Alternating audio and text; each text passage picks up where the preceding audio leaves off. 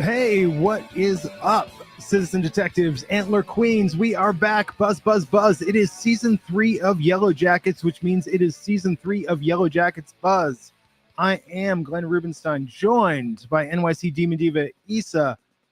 And here we are. Issa, how has it been 2 years? I feel like I've aged 5, and yet somehow you actually look younger than when we signed off 2 years ago.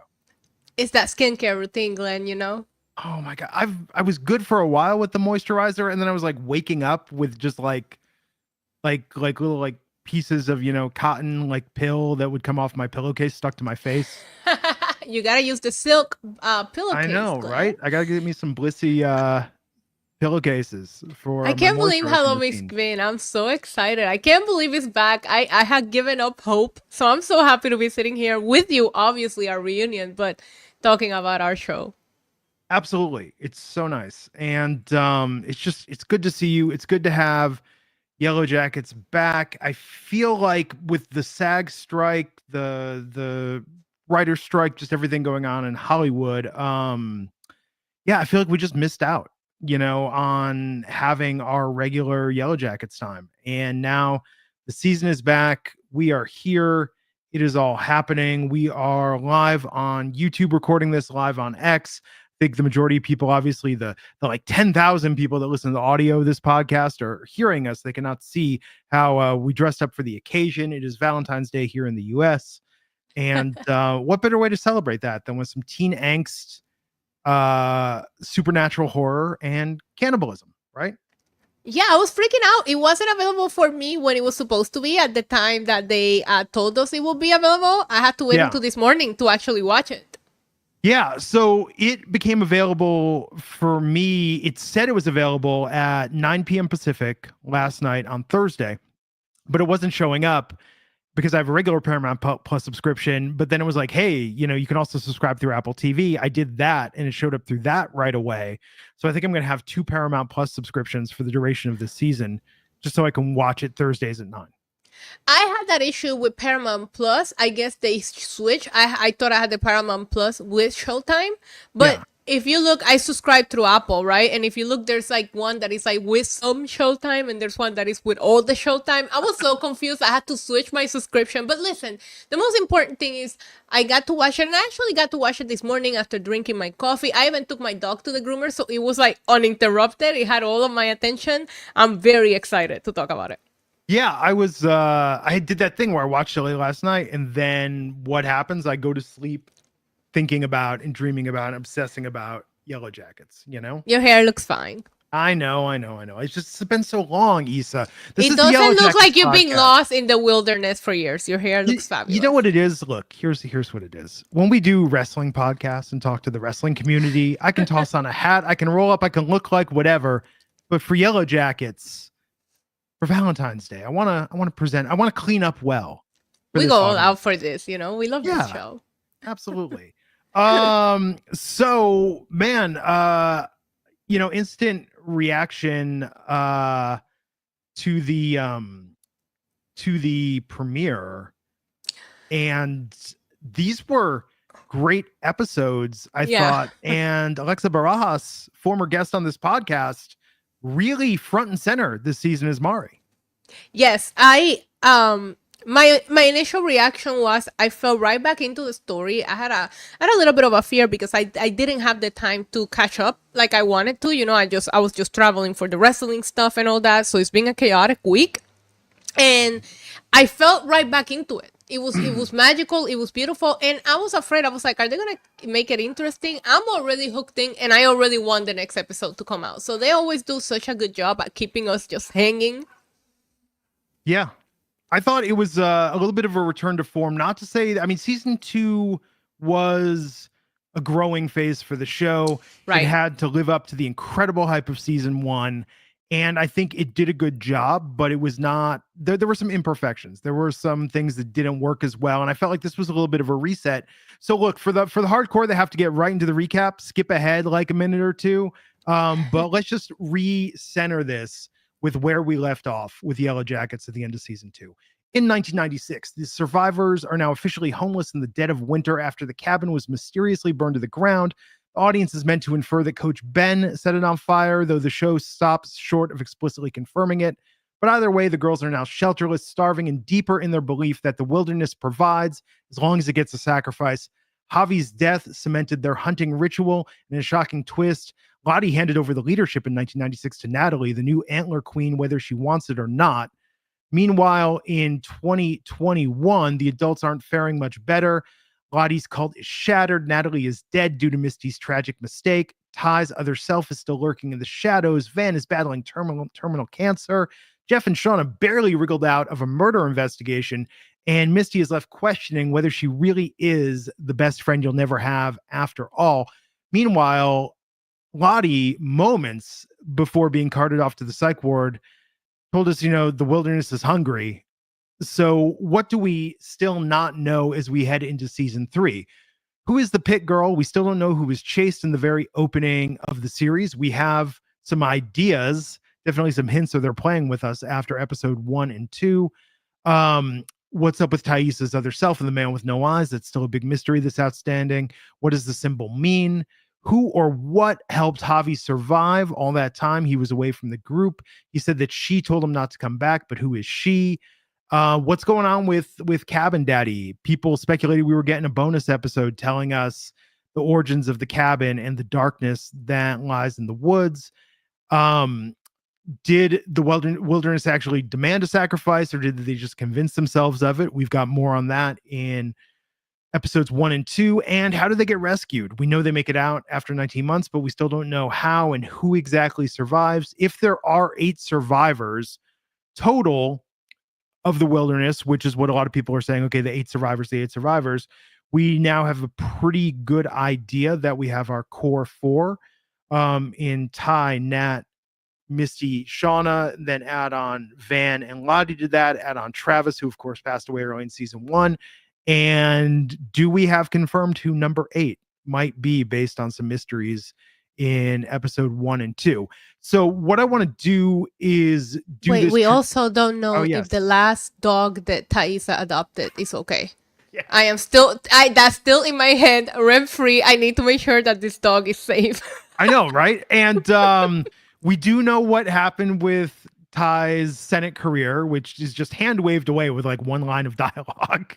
Which I love, by the way. I got it immediately and I was like, thank you. I actually needed to know that. But there's a bit of meta news and speculation, right? There's look, I'm just gonna say this bluntly. We've seen all the news stories. We know that Hilary Swank is joining the cast in season 4, at least for an arc. We know that Joel McHale is going to be showing up as well. We also know that critics received 4 episodes ahead of time. 2 have aired. So there's some things that we know are upcoming in some future episodes. I'm not going to talk about that when we talk about the recap, but at the end we will talk a little bit about reasonable expectations for some of the speculations, particularly with how Hilary Swank might play into this season and what character she might be playing. But that being said, spoiler alert, cover your ears if you don't want to know this, but based on Alan Sepinwall's review and other sources, Hilary Swank does not appear in the first 4 episodes of season 3. So don't expect next week or the week after that we're going to have confirmation on that. Maybe, I haven't seen it yet. I haven't seen anything online, but Cobra Kai is dropping a new season today. Maybe she was busy filming a Cobra Kai cameo to wrap up that series. You never know, right? As the next Karate Kid. Oh, wow. But let's dive in and go. Let's go one at a time here. Let's do this scene by scene. I'm so excited. I'm ready. Let's do this. Let's hop into it. Okay, I'm going to take a sip of water. A little parched. Let's make the magic happen. So we open with Mari running through the woods, and it ain't winter. So if you're thinking this is the pit girl reveal and it's Mari, this ain't it.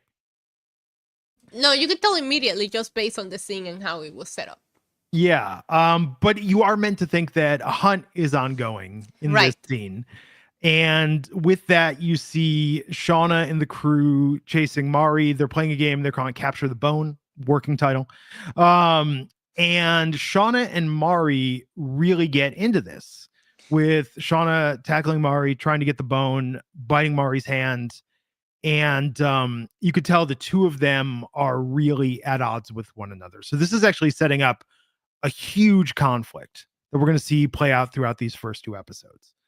Yeah, But we basically lost Shauna, but we'll get into it. look, Shauna's been through stuff. She lost her best friend. She lost her baby. I think that contrasted with what we see the reveal here, that this is Yellowjackets summer camp, and cannibalism. Yeah, we don't do that anymore. Yeah, Nature's okay. providing for us. It's Right. spring. Things are good. We have tents. Have you seen our lovely tents and furniture that we've built? And our Yeah. dashing summer outfits? Like, I It's want to such go a to this vibe. summer camp. It's such a vibe. I know I was gonna say, I'm not a woods person, but I will stop by for a quick visit. I wouldn't spend the night. Yeah. Yeah. And man, I would love to hang out here. Get a great needle drop. First one of the season. We get a Maxwell Murder by Rancid. Great song off the excellent album. And Out Come the Wolves. Maybe a little foreshadowing there with the title of that album and Yellowjackets. But this is nice to see the team camaraderie. I feel like things were bad in season 2. People were still at each other's throats, quite literally in some cases. I really love seeing the crew hanging out with one another and this camaraderie, even though it's competitive. I did too. It felt like, I don't know, spring always brings that kind of change, switch in mood and everything in everybody. And it felt that way here. And I did like seeing them this way, which makes me question as we go on and talking about it. It's like, is Shauna going crazy, or is she the only one that still has it together? I don't know, because the other one seems so happy that you feel maybe Shauna's the one that's gone crazy. I agree. And Mari, we've all tried to do the L on our forehead and done it backwards. Right? We do not L shame. Come on. Yeah. Yeah. And then we go to the credits after this game is done and Mari's team won. They captured the bone. We go to a new version of the credits, of course, with No Return. I got so hyped. I forgot how much I missed it. Like I haven't listened to it outside of the time and everything. I've been staying away from spoilers, but when the music played, that's when I was really like, oh my God, it really is back. Yeah, right. We are officially in the new season. It is actually happening, is actually here. This isn't just a clip we saw online. This isn't just a teaser. This isn't just a promo. This is Yellowjackets season 3. Yep. Almost 2 years after season 2 ended. So this is great. There are some new scenes in the credits. I know on Reddit, shout out to the Yellowjackets subreddit. There's a lot of breakdown about what's new in the clips this year, going still by still.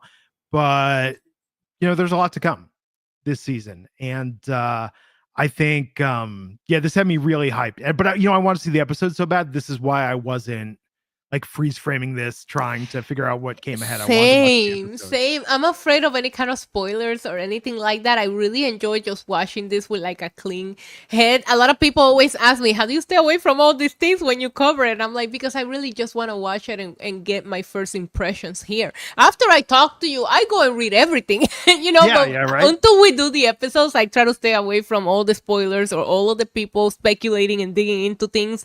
So I'll probably be in that subreddit later on, just seeing what everybody's saying. You know what though? They did keep the image of the mysterious teenage girl on the hill in the credits, and now I have the connection where I'm like, aha, maybe this is the mysterious new character in present day.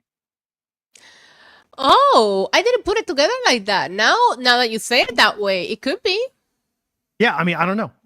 Who knows, right? Like it's but there's definitely new intrigue in modern day. We'll talk about this as far as the developments go and what's happening, but I'm curious for everyone out there who's listening and everyone who's watching, if you go back and rewatch season 1 and season 2, does the mysterious presence of who we're led to believe is out there in present day right now and fixated on Shauna, does that make sense and line up with Jeff and Randy doing the blackmail in season 1 and some of the fears in season 2? Like, is there something that you can read on Shauna's mind? She mentioned the others in season one. Like, well, could it Yeah. be? Have you been in contact with the others? But could this play in to that? Like, does this feel like this was part of the grand plan of the series, or does this feel like it's a recent development? And if it is, are they going to be able to explain it in a way why Shauna wasn't thinking about that in season one? I feel like they'll connect it some kind of way. I think you might be on the right track about this. They do a good job with the continuation and like putting things together that, we might have thought was nothing back in in the other seasons. So you might be onto something with that thinking here. I like it actually because I do remember her mentioning the others. Yeah. Yeah. So we got Cat Stevens, good needle drop here. We got the tents, we got the huts. This looks so nice. Yellowjackets camp here in the summer. It's a whole vibe. And do you think that they switch the story and maybe burn the cabin because of the time that was going to go by and they were going to have to switch sets? Because I don't know if that's the case or not, but they did a good job at like putting a storyline reason for it and changing the whole thing. Well, I don't know. I mean, we see here that, I mean, it's definitely a vibe. I mean, they're raising rabbits, they're raising ducks, hunting is good. I think they need to get out of the cabin. That's just kind of I don't want to say it's a boring location, but I think that if it was starting to feel really claustrophobic in the winter, right? It's like everything took place inside versus out. And now that it's summer, I like that they're leaning into that and giving us this sense of the open air. And the weird thing about it is, though, Issa, is that in a weird way during the daytime, it feels like summer camp. And during the nighttime, it feels cozy. But then once we get to some of the developments later in the episode, oh my God, it seems so much scarier being out there than it does being in the safety of the cabin. Agreed. But it does look like a fun summer camp. Yeah, it does. But it's interesting how that light vibe turns so scary and vulnerable. Also, the new vibe made Lottie's little cult vibes make sense. Because this new style kind of reminded me of Lottie's cult purple people area. Yeah, well, although that was, I mean, can I move in with the purple people? Because that looked nicer than any place I've ever lived. I mean, Lottie, she's the queen, she's not going to run just any cult. It's going to be a fancy one. Yeah. Travis obviously still in mourning of his brother, Javi. I mean, as we know, he never gets over that. But being the only boy at this all-female summer camp playing telephone, he does not look like he's having a great summer. No, poor guy. I know. Mari's taunting Shauna with loser says what? Shauna's saying, how's your hand? I mean, the tension is there.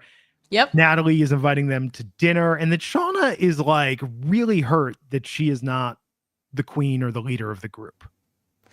Why would you make her the leader? She wants to kill everybody.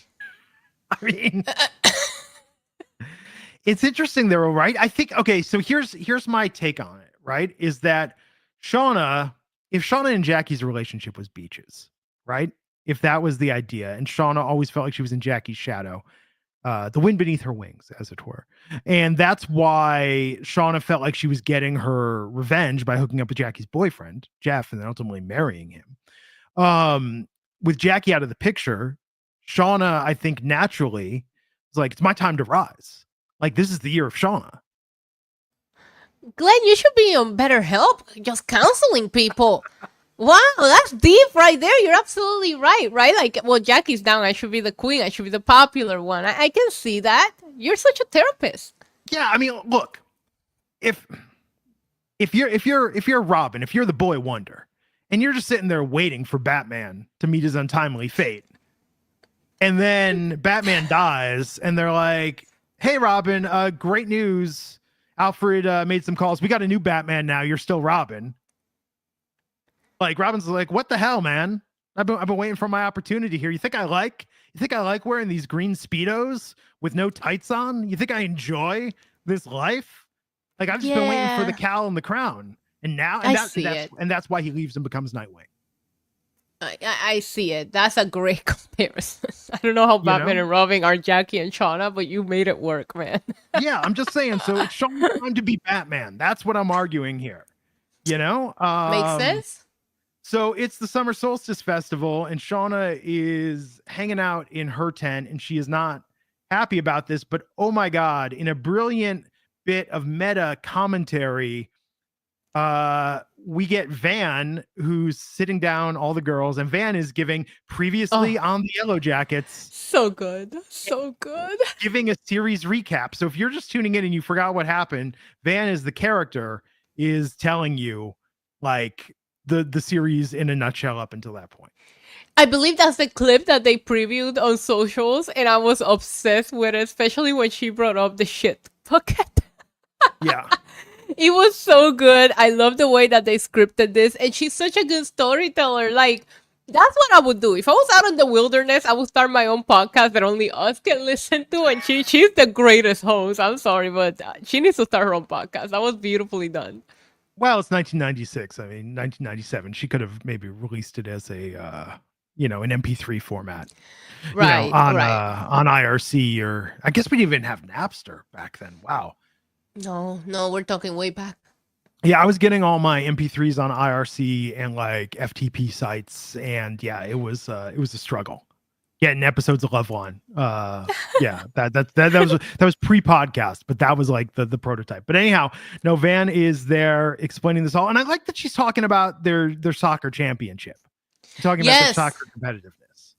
I love how she flicks a little on how good of a goalie she is. Yeah, but this is great.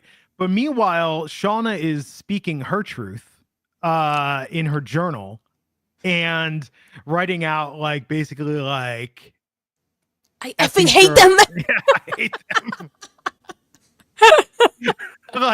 like yeah, they're having a great time. Like I lost my best friend, I lost my baby. Like this sucks. You're all terrible. I want to kill you all.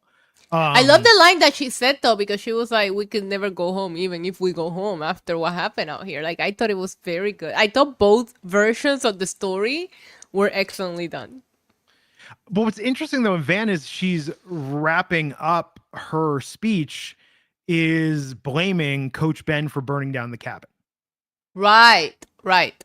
And he is no longer with the group. He left due to all the freaky cannibalism and everything else going on at the end of season 2. And we thought he started the fire at the end of season 2.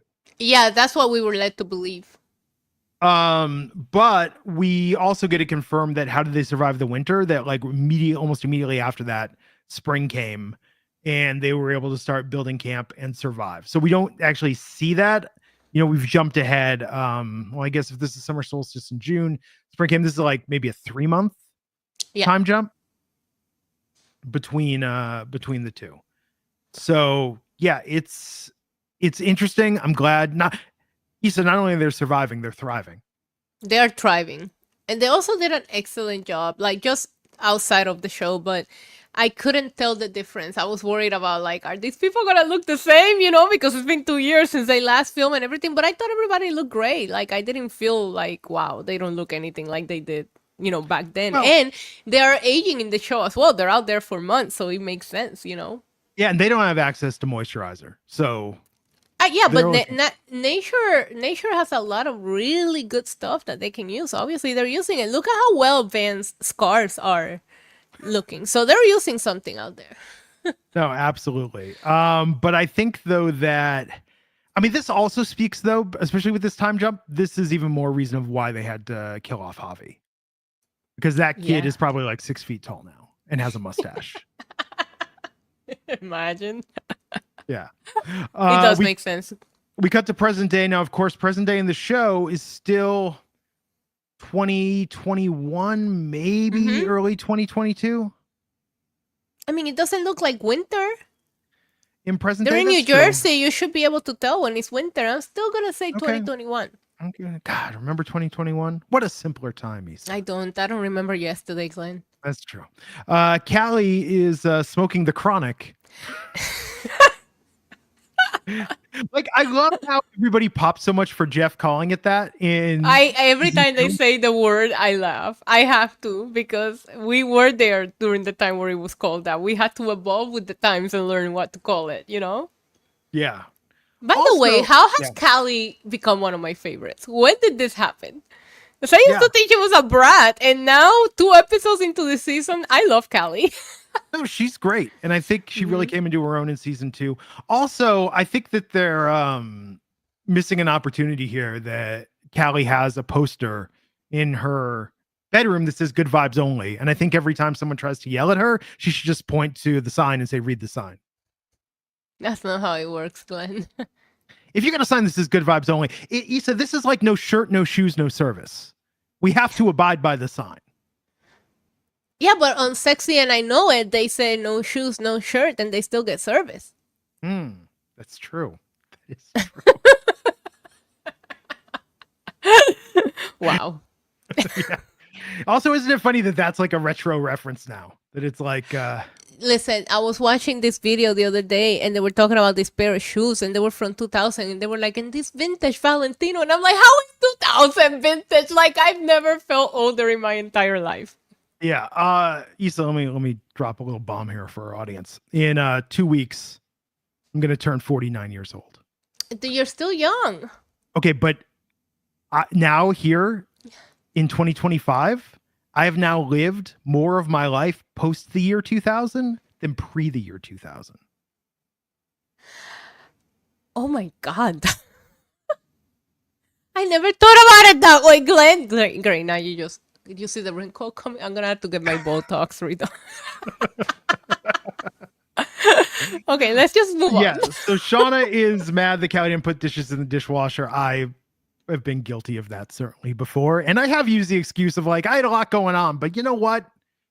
Future Glenn, remember, it takes a minute. You rinse it off, you put it in the washer. And with the new dishwashers, here's the thing. You don't even have to pre-rinse. You really just got to scrape off the solids. You should still pre-rinse. Because I'm of the too filter. OCD. I'm too filter, OCD. I know. I get it. Yeah. I get it. I love Callie's response to this when she was like, after everything that we just went through, you're worried about the dishes? It's important. Isa, I watched a 2-hour-long video by Technology Connections on YouTube explaining to me how dishwashers work and why powdered soap is better than pods and you need to put in for the pre-wash. Like, dishes are serious business. I understand this. I love that you watch some geeky, because I'm not going to talk about it, but I watch some geeky stuff on YouTube too. It's crazy. Yeah, absolutely. But Shauna does ask Callie, have you been smoking the chronic? The chronic. And her face when she called it the chronic, priceless. I know. Callie's like, or have you been smoking chronic? And Shauna immediately says, I regret that deeply. It's your dad. It doesn't matter. But it's 7:30 in the morning. Getting high at 7:30 in the morning is a lifestyle choice. No, not if you didn't sleep. And yeah, I guess not if you're going through. I mean, she did shoot somebody last season. Literally. I guarantee you she's not sleeping well. Well, and speaking of which, Misty is meditating or trying to. Trying when Walter to. Interrupts. Rude. Issa, are you able to successfully meditate and clear your mind? No. I can kind of do it if I'm getting a massage, but then I usually fall asleep right after. I hate massages. That is a very interesting discussion that we should unpack at some point, but we do not I think that you like now. I don't understand how you pay money for some stranger to rub you. You should be paying me. You know what I mean? Like, it's weird. I don't know you. You like no. They're trained in this. It's a medical therapeutic thing. Okay. No, it's not my thing. We don't need to unpack it right now, but it's weird and no. Okay. It's okay. I understand. I didn't get into this until probably like 2 years ago, but now because I'm older and I'm like having like back issues and stuff, I'm like, yes, I need this in my life. But anyhow, Misty is meditating. Walter interrupts. And you can tell Misty is really shaken by what happened with Natalie and Misty accidentally injecting Natalie with fentanyl and killing her. Natalie was her only real friend. I mean, in Misty's mind. In Misty's mind. And I hate that for Misty. Me too. But Walter, though, Walter's her boo. Walter's got her back. I love the way he just casually dropped the key on the nightstand because he knew that would get her attention no matter what. Yeah. So Walter tries to covertly drop the key to Natalie's storage unit, which we saw back in the first or second episode of the series. Right, second episode. But first of all, he interrupted her meditation to spread online drama. I'm like, really? This could have not waited a little bit? to talk to her You about the know. subreddit. That was so funny. Yeah. Yeah. No, clearly he had to discuss this. But I think this is very, very interesting, and we'll talk about what she finds. But I could have just had an episode or an online bonus just going through all Through of the that. storage Of unit. Yep. storage. Agreed. Then we smash cut to Natalie's memorial service, which Misty does not go to. And we see Van and Ty and Shauna and Jeff there. Natalie's mother gets up to speak. And I've been to some interesting memorial services. This one, though, takes the cake. She breathes in her oxygen, and basically is a story about Natalie as a child, that she loved to go on the swings because, who didn't? She always wanted me to push her, and I did. And she'd throw a fit if I didn't. And that's that. May she rest in peace. I appreciated it, I guess. As somebody that doesn't even want a funeral, I get it. Issa, I would love for you if you put in your end of life paperwork that you want a gallant affair, and you want all this pageantry, and you want everyone there, and then you literally want someone to get up there and be like, Issa, what can I say? She loved her dog. She loved Roman Reigns. And well, that's over now. And then raise a 1 to the air and then walk off stage. And take a shot of Malibu. Yeah, and everyone can go home after that. No, I don't want none of that. I don't want anybody to even find out. Then I'm gonna just make sure somebody keeps running my socials and everything.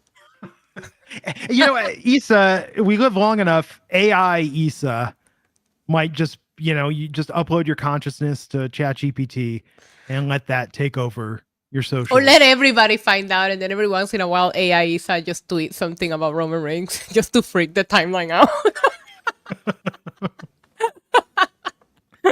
But this was crazy. This is up there with the series Peep Show for my favorite memorial services that I've ever seen that were just weird. But it's amazing just also then cutting. Van has the best reactions, like adult Van. Oh my God.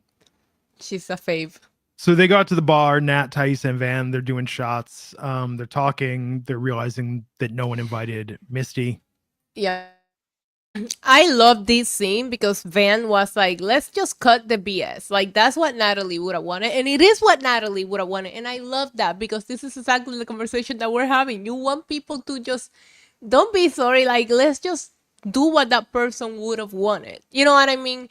And I love that Van was like, when she said what, that we didn't eat each other out there, and Shauna was like, don't say that. And Van was like, come on, Natalie would have wanted us to be real. Yeah. It's important. You got to keep it real. Right. Must keep it real. Very important.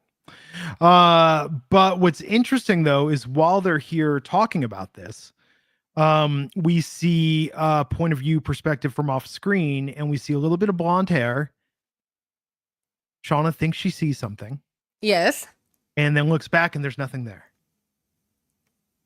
There's no one there. It's the bathroom lady. Well, let's not call her that. Oh. All right, I'll try to think of a different nickname. Yeah, the mysterious blonde. But it's interesting how they immediately start laying the groundwork for this. Yep. And I mean, look, based on the end of episode 2, we know what we were meant to believe. We know what's meant to be believed too. But let's talk for a second, though, that Thaisa does explain she was a state senator who impeached herself quickly and is now out of office. So if you were wondering, Ty sacrificed the dog in season 1, got elected to state senate. Season 2 was MIA. We have to assume that the events of the season finale, perhaps, or her being AWOL led to her being impeached, and she's no longer a state senator anymore. Or maybe she just quit. She said she impeached herself. Oh, there you go. Can you quit a government position? Yeah, you can. Can you say, yeah, I don't? Oh, yeah. You can resign. You can resign. Normally, it's to air quotes spend time with your family. She's doing that. Yes. Well, she spends time with Van. That's family. Yeah, I not mean, her son, not her actual I hope wife. they're okay. I hope the dog is okay. Yes, I hope the dog is okay. And we know that Lottie is in a facility for the differently sane. I love that term. I'm gonna start using that. I'm gonna tell everybody I'm differently saying. Yeah. No, but this was good. This was very nicely done how they used this opportunity to catch us up. And I like that Van, Shauna, and Ty are saying Misty probably has the table bugged, and Shauna starts speaking Yeah, into the salt shaker. into the fake microphone. I love that too because they know that Misty would do some crap like that, you know? Yeah. Um, but it's always interesting how you have to remember that Misty is not a part of the core group in the core group's mind. Right. I have a question though. Yeah. Up until this point, did it bother you that it went from like that intense finish of season 2 to them slowly telling us what happened? Because it ended so intense that I'm like, how did they avoid what happened to the police? What happened with the murder? What happened with this? Like, and I know how this show works, don't get me wrong. But I was like, are we going to get to resolutions to what happened? Well, you have to assume with Natalie that based on what was done with hand waving away the murder of the detective of Kevin in the end of season 2, talking about the murder of Shauna's boyfriend Mm-hmm. and all of that, you have to assume that they were like, oh yeah, and Natalie, who had a history of drugs, also OD'd on something that had fentanyl in it. Like there was, I mean, you can, I think, connect the dots on Yeah, what I the just story was there. okay. We'll see. We'll see. I don't want to like jump to that conclusion yet because they also just feed us things little bit at a time, you know. So we might get to these questions. Yeah, no, absolutely. It's also interesting. Then we cut to Misty in Natalie's storage unit, and why is a bird person wearing a cat sweater? You can't love two animals. You can, but it seems like cats and birds aren't simpatico with one another. I love sharks and dogs. Okay, okay, I get it. I I feel get it. like a shark would eat a dog, but you know what I mean. Well, As yeah, long I think as in Jaws we were led to believe that. yeah, but I did notice the cat sweater though. It caught my eye It's immediately. just a thing, just a thing. So we see teen younger Natalie's mugshot. We see mixtapes. We see a Discman. All sorts of stuff. Concert ticket stubs, which is cool. Just great details here. Like if you Yeah. like to freeze frame in on these things, there's a lot. Team Dresch, good pick. Yeah, there's a lot of cool detail in this. The tapes that This we're is what seeing. I'm hoping to find on the subreddit later on. Somebody taking screenshots of everything you can spot from that and from her storage unit. Yeah, I see New Order. I see Bauhaus. Various mixtapes made for her. I'm assuming by Kevin. Um, yeah, maybe some by Travis. Like this is cool. This is great Natalie lore that we get in this. There's a team photo, but most importantly, we see Natalie's one of her old leather jackets, which Yes. Misty takes out and puts on. And I don't know about you, but instantly in my head, I thought, oh my God, please let this be going where I hope this is going. That Misty is going to try and channel the spirit of Natalie Through the jacket. through the jacket. Like an awesome episode, not of the classic Twilight Zone, but the 1980s Twilight Zone, or perhaps the film Hello Mary Lou Prom Night 2, or a dozen other movies I saw as a child. And I was just I could not get fast enough to what was going to happen when she looked at that jacket and had that glimmer in her eye. And I can't wait to talk about what actually went down. But before that, we go back to 96. Shauna is preparing some meat, and there was Melissa, who has previously been a background character. Yeah. And Melissa is Well, first off, we get Mari, who's still gloating about the victory and saying, "Hey, can you get us some berry wine over here? Garçon, please give us some service." The way I would have just grabbed the wine and just dumped it on her. I'm Yes. serious. And then Shauna saying, "I can't believe we didn't eat that bitch first," which is great. But then Melissa says, "Mari's so dumb, I heard she chipped a tooth on her vibrator." And then Shauna's response to that looks at her Do dumbfounded you and said, actually have a personality? A lot of lines stay in my head rent free. That was one of them. "Yeah, it was great." And then then we get, there's a crown that Lottie wants Shauna to wear that night, and because you're the mother. And then Shauna's like, "Screw you, I'm not wearing this." Akila is asking her that, and then Shauna drops it, and then Melissa steps on it with, "Oops, my Oops, my bad," bad. to ruin it so Shauna can't It was wear an it. ugly crown to compare to some of the work that we've seen them do. This was probably a 2 out of 10. I don't Yeah, blame Shauna. absolutely. Then we've got Natalie and the girls in a meeting, and Misty's offering to take minutes on the meeting, but they say, "Hey, just, it's good, relax. You were the MVP. We don't need you here." Misty, she just wants to be loved. It's interesting, thinking about it. Teenage Natalie shows a lot more patience and caring and gentleness with Misty than adult Natalie ever did. But yeah, Yeah. she went through a lot after that, you know? But Natalie wants an update from her lieutenants, and they're talking about how the hunting is really good, but is there any way that Ben is out there? And Natalie, we know she's covering for Ben, saying, "Oh, there's no way, there's no way that he's alive out there. He froze to death or starved." She wants to make sure that he's alive. We smash cut to him alive and walking through the woods. He is setting rabbit traps. He's doing his Walking. best. He's walking. It's still a walk. He's got He's, one leg and two crutches. he's hopping through the woods. Yes, he's doing what he can. To You know what his favorite? I'm not even gonna say it. Okay, I'm sorry. I'll stop. Let's be nice to Coach Ben. He's not had the easiest go of things.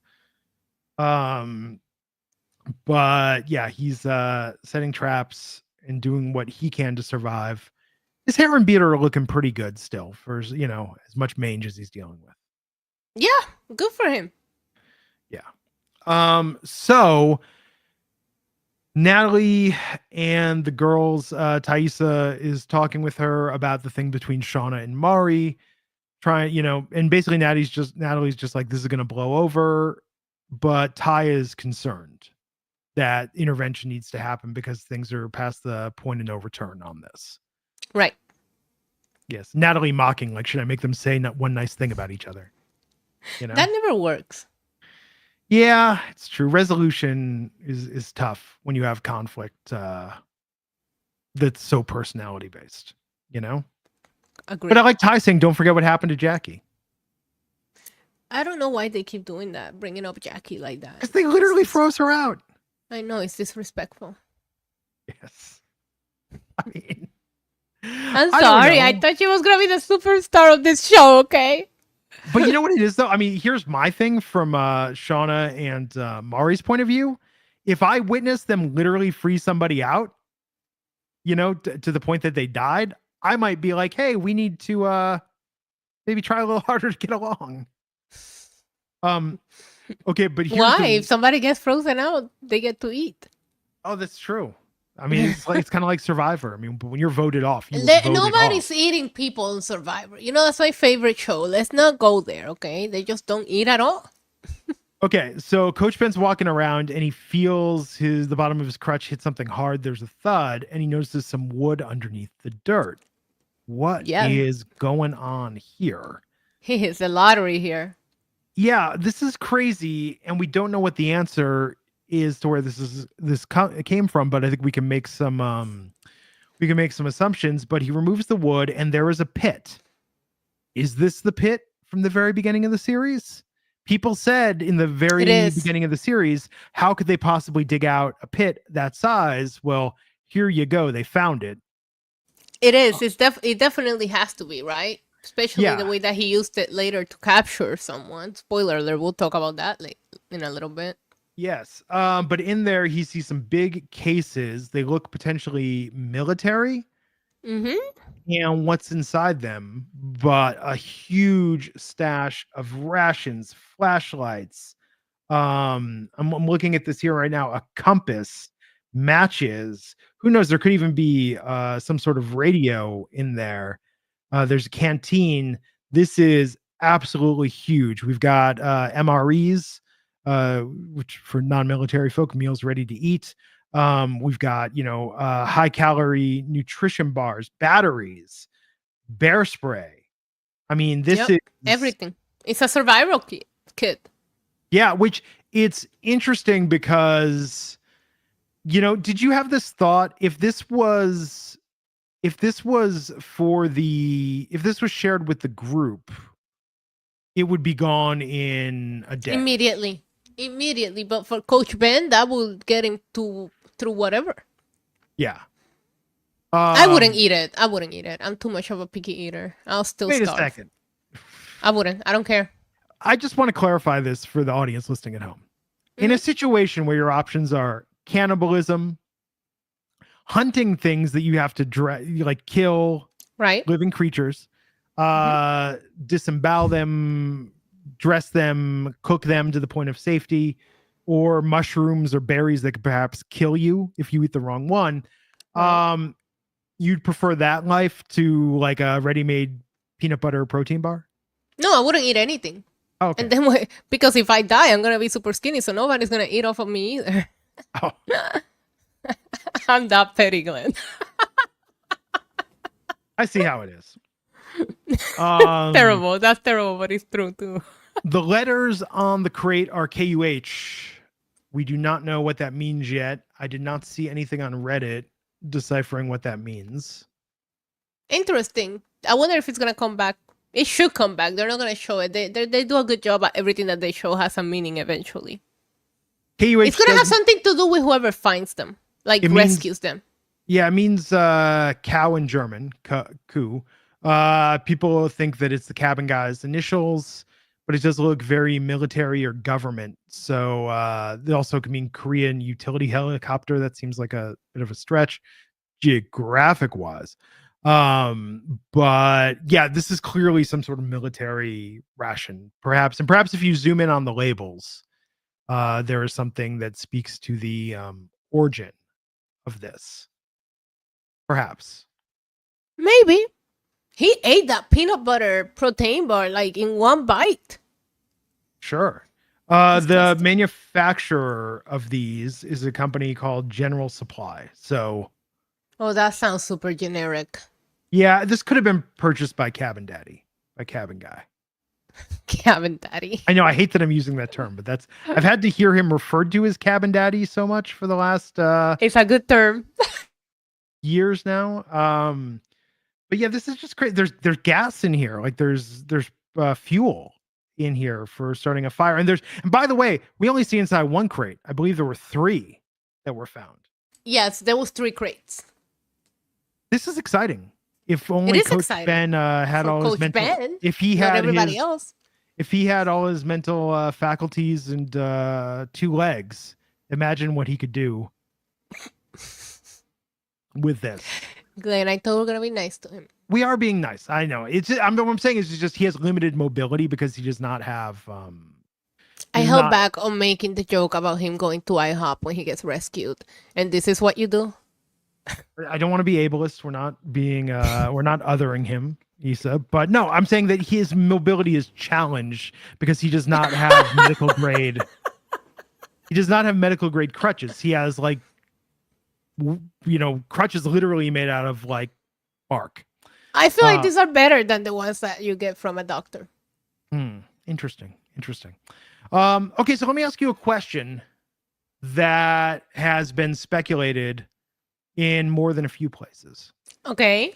If hunting is good and spirits are up with our core tribe, why are they not trying to get out of there and explore and find I mean, in theory, if spring was good and there is plenty of food and they're not only surviving but thriving in the woods, why have they not taken their two most able-bodied, strongest, and most resourceful members of the tribe and set out on an expedition to find help or get rescued?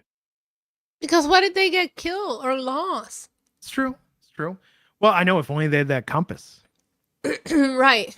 I feel like they explore around enough and they feel like there's just no way out of there Yeah. unless somebody finds them. Which you would assume that people will be out looking for them based on, well, I don't know. This was way back in the day. I don't know what the technology was for people to figure out where the plane stopped communicating or whatever, you know? Yeah, I know. So back in the present day, Callie overhears some girls talking trash about her mom and what happened to the Yellowjackets and wondering what freakiness Callie is into as a result of all that. And that can't be good for her self-esteem. Then we have Ty. Spoiler alert, she handles it so well. I know. We've got Ty on the phone talking to Simone, wants to talk to Sammy. Simone ain't having it. Van is in bed, and you can tell that she's not feeling well. Still, maybe part hangover, maybe part still the effects of her cancer, but she is not doing so hot. And yes, but we get from there Ty trying to keep them together, talking essentially about how they broke up because Ty was not comfortable being gay and with their relationship after they got rescued. And then she ended up marrying a woman anyhow. So you can see where Van has clear resentment towards Thais as a. I don't blame her. Yeah, no, it's really messed up when you think about it. Yes. But Ty is able to at least convince her to go out to an expensive dinner, which is nice. So cute. So I just love them. There is something about that if you do, want to go to a stupidly expensive dinner, as Ty puts it, and offer to pay for it, people will give you the benefit of the doubt. I'm not an expensive dinner person. You're gonna need. You know what? Maybe me and Van have a lot in common. I'm the take me to the pizza place person. You know this, Glenn. We've hung out. Yes. We did go get pizza. So Randy, we get an appearance from Randy, who's working for Swift Eats, and his wife Tammy took him back.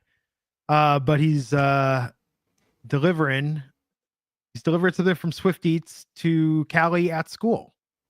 Callie placed a special order. Yes. She's very excited about this. What could it be? Stay tuned and we will find out. Then we cut to Shauna, who's going through Callie's stuff looking for the Chronic. And we see Shauna getting high. We need to bring Chronic back. I don't even think a dispensary here in Vegas I've seen it referred to as Chronic, like not even a strain, not even a brand name, Yeah, but we need to bring it back. I feel like Kush gets used a lot. I feel like Kush became but it's so genericized now it means nothing. Correct. Yeah, it's weird. But Shauna gets a call from the principal with Callie did what? Oh my God. So it's harshing her high, man. She's trying to cope. Her daughter is literally hers. Yes. Speaking of drugs, all Shauna, no Jeff. Speaking of drugs, back in '96, we see Lottie making some tea with psychedelic effects for Travis to drink, to go commune with nature and become one with the spirit. Love that for him. I mean, yeah, he's having a rough go of it. He needed it. He was having fun. Then Lottie got all deep with it. Like, bro, you're going to kill his vibe. You're going to kill his buzz, It is interesting seeing this in this aspect of their relationship. Now, it makes a lot more sense to me of why Lottie was involved in Travis's death in present day in season 1. Yes, I did put that together once I saw, how close they got out there, and she felt like she could relate to him, and she finally opened up to him and said things to him that I don't believe she told anybody else. We all knew she had issues, but she opened up here and told him, yeah, she had multiple shrimps. You know what I mean? Shrinks, like they took her, they put her on drugs so she wouldn't hear or see things. Like I love to see this Lottie opening up to him like that. Yeah, it was nice to see her reflect about the premonition, the visions she was having, and that she was on medication. As a result of that, she stopped taking that when they got to the woods, of course, and that's what unlocked her powers. I love her quote: "Needing a shrink doesn't make you a shrink." Mm-hmm. You know, it's very, very interesting. Just in the way they're Agreed. talking about mental health and coping with things. I loved it. I thought this was a great, great part of the show. Yeah, it was a really nice, meaningful connection between them. But it is interesting what ends up happening, that Travis is touching the tree and hearing this thing that no one else hears except Mm-hmm. him. To me, it sounded like a bear. He said it's like they're crying, like, or no, pardon me. Lottie's saying they're crying, and Travis is saying no, they're screaming. It is very interesting. I thought it sounded like a bear or something in the woods. Like a It just creature, sounds, yeah, like yeah, some kind of animal. I thought the same thing. yeah. So Lottie is confirming she doesn't hear it, but he does, due to the effects of the mushrooms. Then he says, "Oh, you don't hear it, but you will." So foreboding. Mm-hmm. Very ominous. My one thing, I don't like the camera effect they used here with that sort of blur lens. Yeah, It's just kind of like, it's fine. Okay, so give us.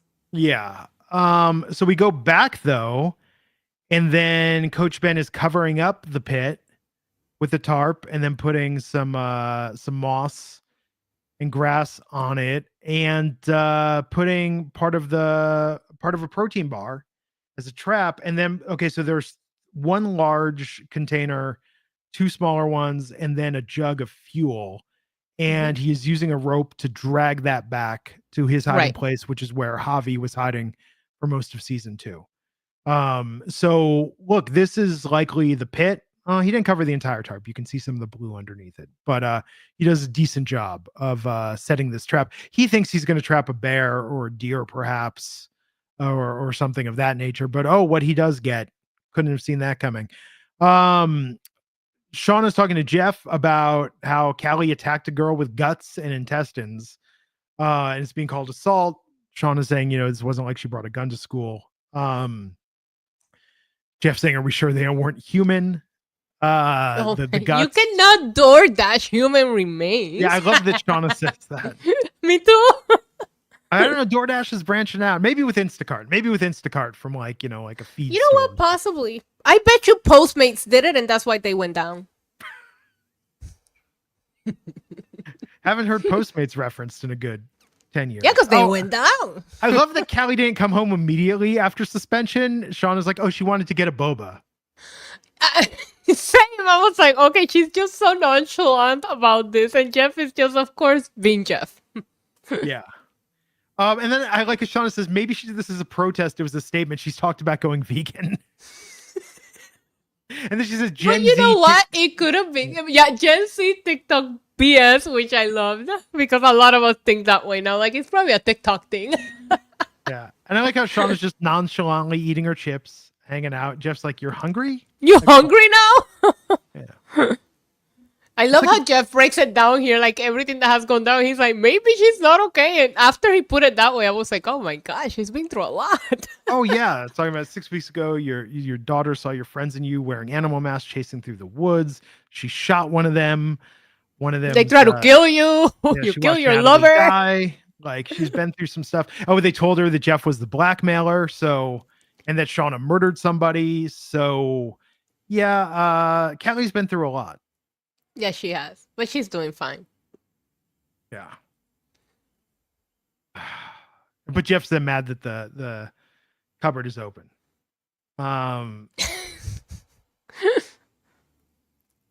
Her eating the chips, though. There is a beautiful simplicity in a good potato chip, but then I love Jeff asking Shauna, did you smoke some chronic? Shauna says, by the way, nobody calls it chronic anymore. Yeah. You have to stop that. But I love that they brought the reference back to him because Shauna told Callie, like, oh, well, it's your dad. He calls it that, and to hear him say it, it was cute. Okay, so Van and Ty are out at their fancy dinner, foie gras with house-made cotton candy. Like that. That looked good, though. Ridiculous. Probably like $100 for that bite of cotton candy. Yeah. Yes, with foie gras.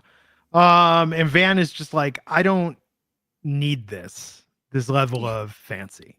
Like this ain't me. Ty is suggesting, do we just get pizza, go up on the roof?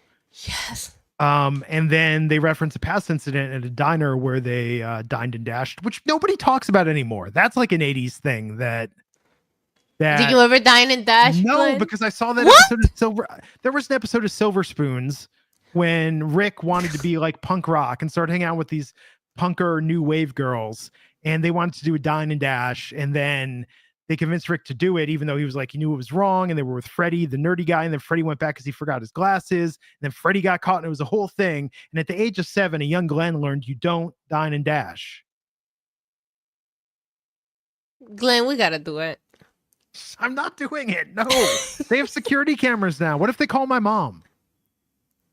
Are you serious right now? What's the worst thing that can happen? They catch us and we pay. I don't think that's the worst thing that can happen. Not in Vegas. In Vegas, you'll get trespassed from a casino.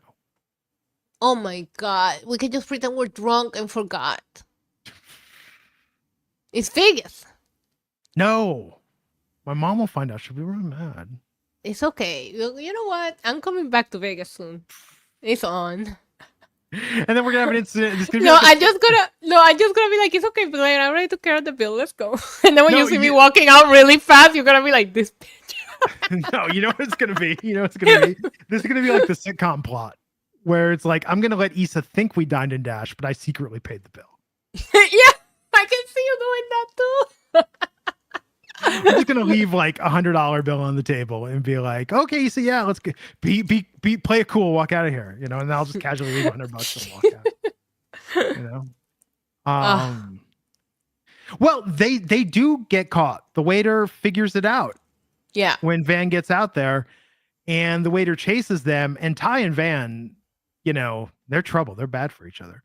No, they're not. They're perfect. Well, no, because they're so excited by it. This is like their thrill, you know, Yes. doing things that are wrong. And so they're running, and the waiter's chasing them, and then the waiter almost gets hit by a bus. But then that experience combined with the stress of this, like he has a heart attack. Ty killed him with her mental powers. I mean, maybe it's possible. I'm convinced. Yeah. But yeah, they think this is like the hottest, most fun thing ever, but there are consequences. Their action. And I love that the needle drop is Tiffany's I Think We're Alone Now. Yeah. I hadn't heard that in forever. It brought some memories. Yeah, it was interesting they went with an 80s song for that instead of like a 90s song. It was a little out of the usual. Same thing with Cat Stevens. Did you earlier. know pop when they kiss? Because I was so happy. Oh, it's nice. It's absolutely I'm glad they're rekindling their spark. And they have their energy and their joy. That's fair. I'm happy. Glenn, go pay their bill. If this is what's bothering you, just go pay their bill, okay? And then we get a needle drop then right into Glycerine by Bush. Great song. Very simple to play on the guitar. If you don't know how to play it, it's 4 chords just repeated over and over again. Very simple. Thanks. In the 90s when I was learning guitar, it was one of the first songs I learned. Because it's such an easy song to play on guitar. If you know I love that though. If you know bar chords, it's an easy song to play on guitar. So yeah, it's a very nice tender moment between them, and we get the song. Isn't it funny though when you think of Bush and in the 90s and like Gavin Rossdale, like such a hottie, like such a good Gwen looking Stefani. guy. Yeah, now he's like Gwen Stefani's ex-husband. That's how most people think of him now. Yep.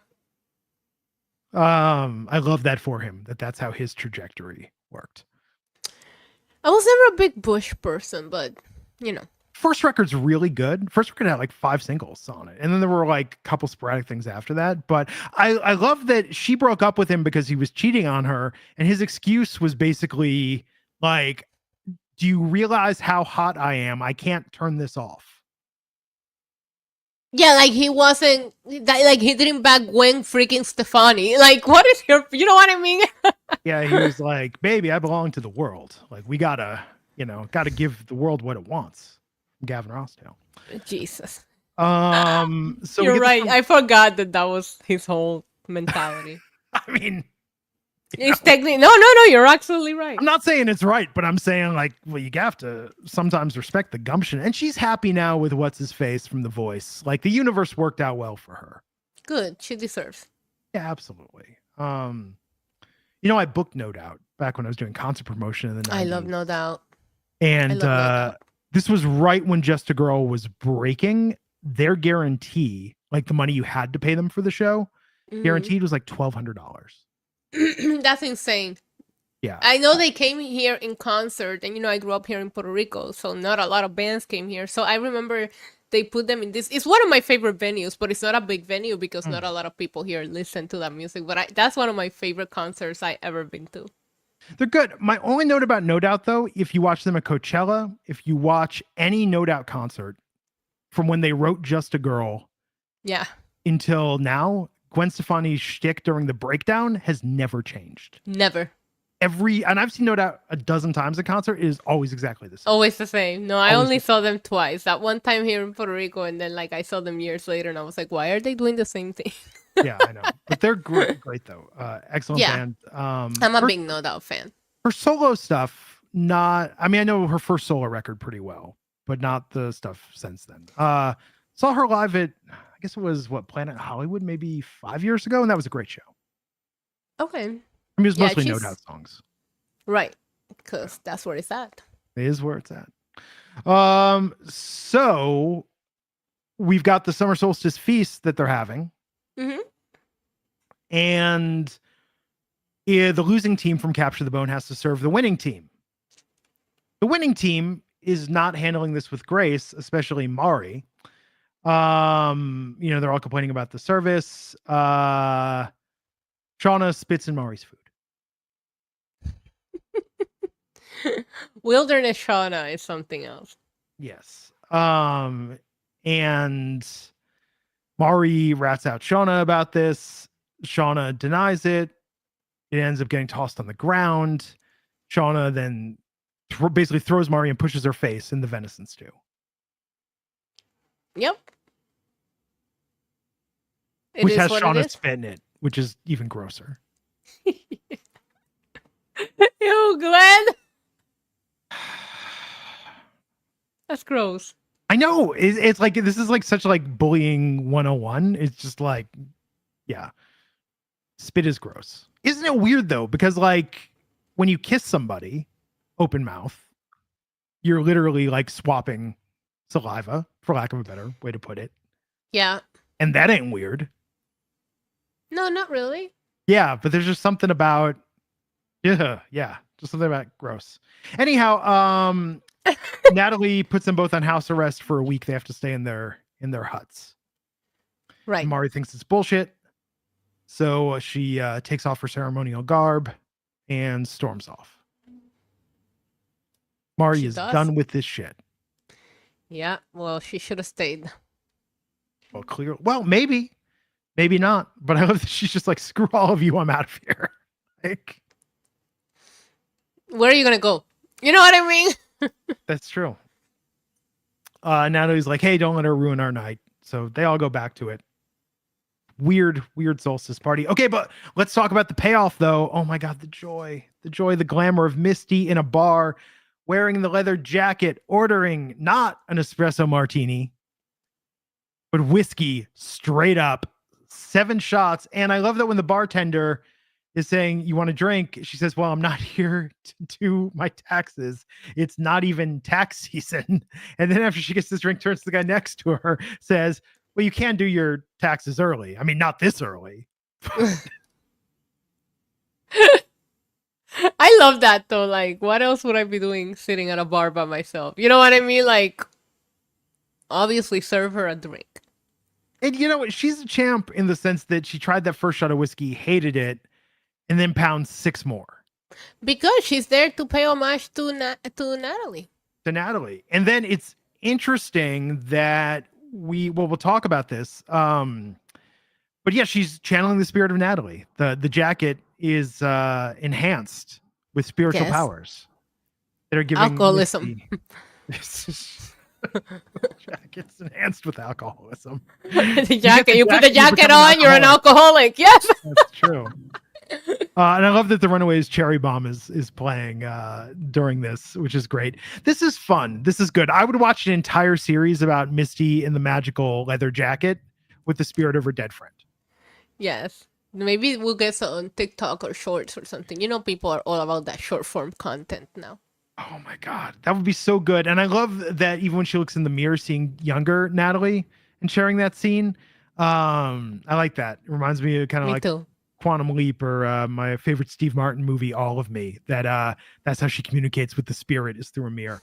But yeah, 7 shots. The bartender cuts her off. She Rude. yeah, and the spirit of Natalie is telling her, "Don't take shit from the guys playing pool that said nice jacket." And she goes over there and basically starts with, "You want a problem?" And then drops a bomb that like, "I've lit dicks on fire." Yeah. And then tosses beer. When she says, "Do I look like somebody you want to mess with?" And Yeah. she just standing there in a little cat sweater and their glasses. I was like, oh God. Yes, they're just in the middle of a game. She says, "Life's a game," and we're all in the middle of it. So deep. I gotta say, it's a cool jacket. She says, "I don't have to take your shit." Yeah, says, "Despite what I look like, I'm trouble." I lit dicks on fire. But then I like that when she says, "You don't believe me," she tries to toss beer on them and then asks for a lighter, as if you can light beer on fire. You probably can. You cannot light beer on fire. It's not high enough proof. With a fart? Like Kenny from South Park? Beer will not catch on fire, Issa.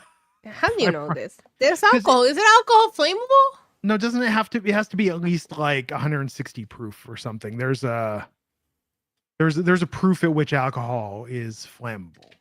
Let's look this up. How do you know this?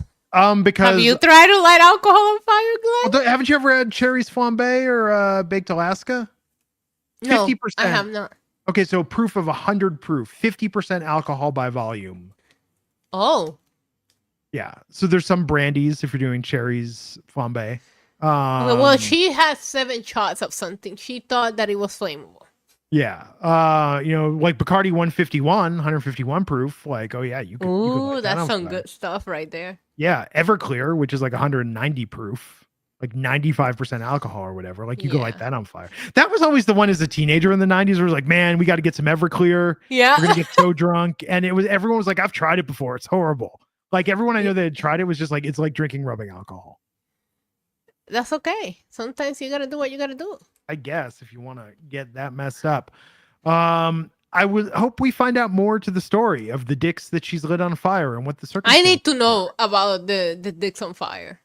Yeah, Dicks on Fire. Great name for a punk band. But who knows? Maybe we'll find out. Okay, so next scene, Shauna is giving Callie a very hard time about the trouble she got in at school and trying to talk to her about the Teapot Dome scandal. She don't want to talk about that and wants to talk about what Callie did. And Shauna is concerned about this and the stuff that she saw at Lottie's and what this means for Callie, the dark thoughts. And Callie explaining, "Hey, I didn't do this because I'm damaged and a psycho. I did it because Chloe and her dumbass friends were talking smack about me, about you, about our family, about Natalie, about all of it. And I wanted to get even. So Shauna wants to see the video. And then we see that Callie just took the guts, went up, dumped it on these girls, didn't throw it at them. It was kind of classy how she did it. She didn't really assault or attack them. She just did it in front of them. It happened. My mom packed my lunch line. Yes. Oh, chef kiss. That was good. So that will go viral on TikTok. I hope she posted it.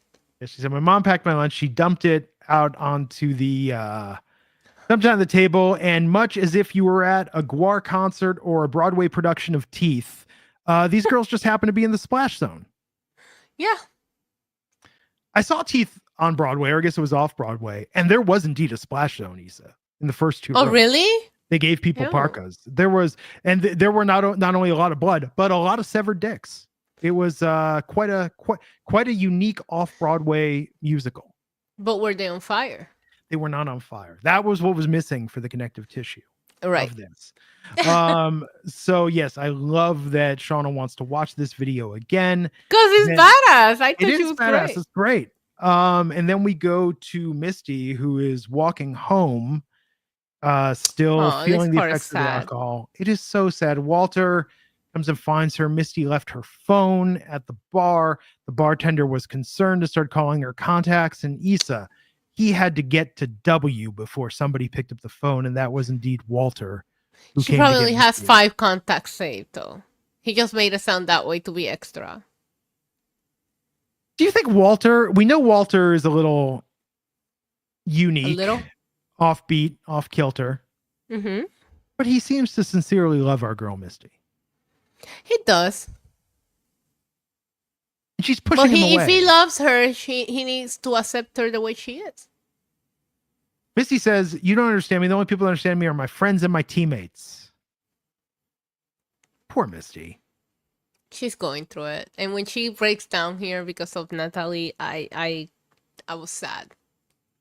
Yeah, I mean, she clearly misses Natalie. Yeah, But, you know, she Missy said she is- was her best friend. Missy is rocking that leather jacket, though. She is. Yeah. Off. It looks great. It's very nice. Then we cut to Callie making a sundae, looking happy. She has won her mother's approval with her suspension. But again, we see the little bit of blondish hair. The Is it bathroom blonde? lady. Yeah, well, yes, we gotta stop calling her that. We see the blondish hair outside, and Callie feels like she's being watched. She looks, no one is there. We see somebody leaving a package on the doorstep addressed to Shauna. It's got the symbol on it, Issa. Yes. Is the blackmailer back? What is going on? What is happening? Who knows? The others. Callie picks up the package. Does she take this right to her mom and say, "Hey, Nope. mom, somebody dropped this off for you"? Oh, no. No. Instead, she opens it. What's inside? It appears to be a DAT tape. That's a little bit of a redundant acronym because DAT stands for digital audio tape. Wow. A format that I owned a DAT player in the 90s. I would use it to bootleg concerts because you get CD quality on a tape. And it was like the size of a really thick Walkman, so I could have a microphone and then go to the concert and like secretly record the concert from my I bootleg. thought it was a videotape from like the smaller camcorders. Oh, like a mini DV? It could be a mini DV. I think it's a DAT tape though. think. I thought it was a mini camcorder style Okay, like I'm gonna look tape, at but this you might be again. onto something too. I'm gonna look at this again. I'm going back because I have a ton of mini DV tapes as well, but I'm telling you, I think that's a DAT tape. Maybe it's mini DV.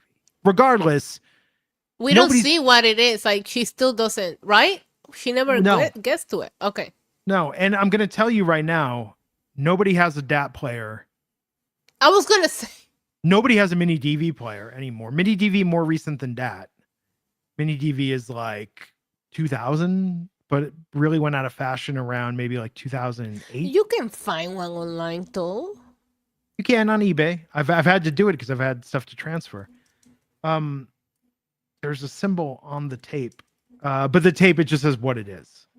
Right. It says what it is. I need to analyze this. I need to figure out what's going on here because now this is going to bug me. Is this an audio tape or a videotape? What is happening? I'm trying to freeze frame. I this. have a feeling we're gonna find out.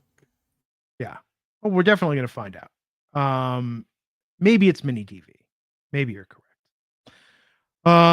So yes, that is the mystery that sets up what is happening here. I don't know. I'm looking at this. I'm looking at DAT tape. DAT tape and mini DV, by the way, look very similar to one another. Yeah. Very similar. But I think it's a DAT tape. If I'm wrong, people let us know. How is she supposed to figure out what's in it? Well, she's got to get a player off eBay. Okay. Yes. You know what it is? Maybe Van has one at her video store. Oh, that's true. That's a good call. But let me just look at this a second because the nub, you know what's weird? Okay, they're very similar looking, and the nub, you know, the little switch for recording, they're Mhm. both on the same side, and we could see that on the cassette. It's the same. It's in that position on the right. So I feel like if somebody was gonna blackmail me with that, send me the player too. Otherwise, don't be sending me that. You know yeah. what I mean? Like, what kind of blackmailer are you if you're gonna send me something that I can't like immediately figure out what it is? Then don't do it. Yes. I'm just gonna look at this a second. At tape Reddit. Let's see. The tape. See, some people think a cassette tape. So yeah, who knows? Who knows? Okay. Like, you So couldn't digitalize it for me.